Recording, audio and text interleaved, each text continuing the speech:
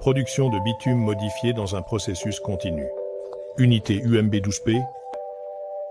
Le bitume, traditionnellement utilisé dans la construction de routes comme liant pour les composants du béton bitumineux, jusqu'à un certain point, il remplissait bien sa fonction, mais en raison de l'augmentation du trafic routier et des charges d'essieux, ainsi que des fluctuations saisonnières de température, il s'est avéré que les revêtements en béton bitumineux se détériorent rapidement et les routes nécessitent des réparations coûteuses.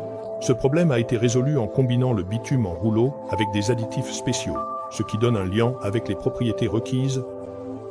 Le bitume modifié assure une plus grande durabilité du revêtement, réduit la formation de fissures et de nids de poules grâce à sa haute élasticité, est résistant aux variations de température et contribue également à la formation d'un revêtement uniforme et lisse.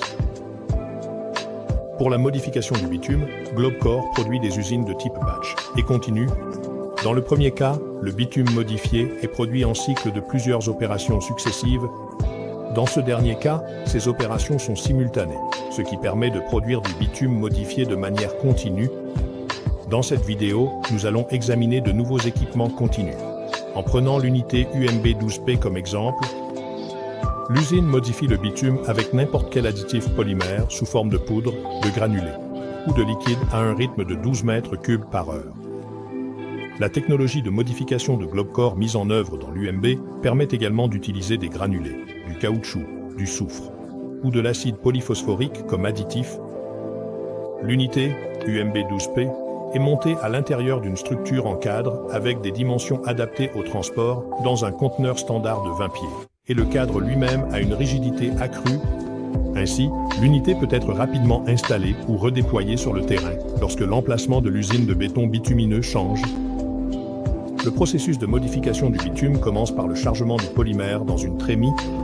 Cela se fait par l'opérateur, soit manuellement, soit avec un dispositif Telfer.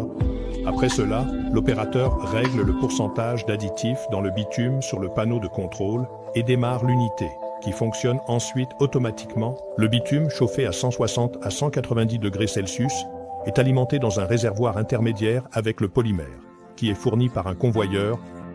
Si la formule du produit nécessite un plastifiant et un additif adhésif dans le bitume, ils sont dosés dans le bitume avant qu'ils ne soient alimentés dans le réservoir intermédiaire. Un mélangeur à turbine haute vitesse fonctionne dans le réservoir, ce qui pré-mélange le polymère et le bitume. Le mélange obtenu est alimenté dans un moulin colloïdal avec un profil spécial pour le broyage final, le cisaillement et l'harmonisation du bitume contenant du polymère.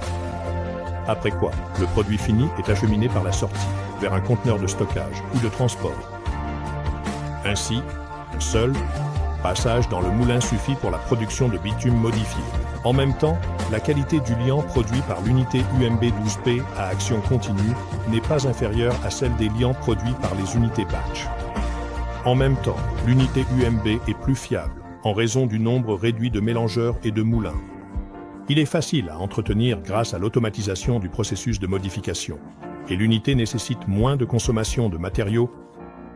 Les usines UMB12B permettent d'organiser la production de bitume modifié de haute qualité. Pour des volumes plus importants de mélange de béton bitumineux, les routes basées sur de tels mélanges durent 2 à 3 fois plus longtemps que celles basées sur des mélanges avec du bitume ordinaire. Quels autres additifs utiliseriez-vous pour modifier le bitume avec une telle usine? Laissez vos avis dans les commentaires. Vous pouvez trouver plus d'informations sur notre site web à l'adresse www.globecor.com.